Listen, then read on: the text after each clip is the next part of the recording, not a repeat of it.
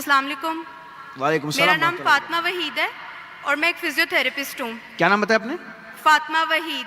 فاطمہ وحید. جی پوچھیے. جی میرا سوال یہ ہے کہ اگر شیطان ہمیں اکساتا ہے، ورگلاتا ہے گناہ کرنے کے لیے، تو شیطان کو کون ورگلاتا ہے؟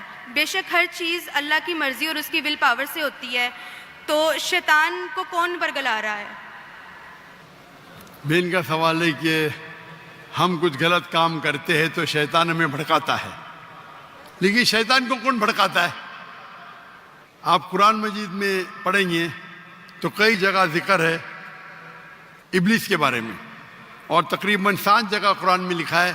اللہ نے فرمایا انجل سے، اللہ نے ملائکہ سے فرمایا کہ آپ سجدہ کرو، سب نے سجدہ کیا الا ابلیس. اور پھر ہم جانتے قرآن مجید میں اس کا ذکر ہے کہ اللہ سبحانہ و تعالیٰ ناراض ہوتے اور اسے کہتے کہ سزا دیں گے.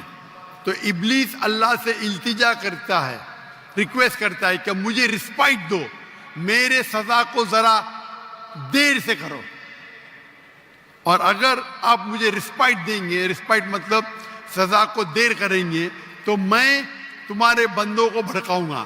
تو اللہ تعالیٰ جواب دیتے سورہ بقرہ میں کہ آپ میرے بندوں کو بھڑکا ہی نہیں سکیں گے، جو میرے بندے نہیں ہیں ان کو بھڑکا سکیں گے لیکن میرے بندے کو بھڑکا نہیں سکیں گے. تو ابلیس اللہ کو چیلنج کرتا ہے، اور ہم جانتے ہیں کہ اللہ سبحانہ و تعالی ہمیشہ غالب ہوں گے. تو اس دنیا میں یہ ٹیسٹ ہے ہمارے لیے امتحان ہے کہ ہم اللہ کی بات مانتے کہ نہیں. تو قرآن مجید ہدایت کی کتاب ہے. ہمارا سوال ہے کہ ابلیس کو کون بھڑکاتا ہے؟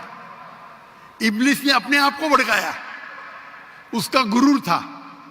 ابلیس حالانکہ اللہ کی بہت عبادت کرتا تھا، لیکن اس کو غرور تھا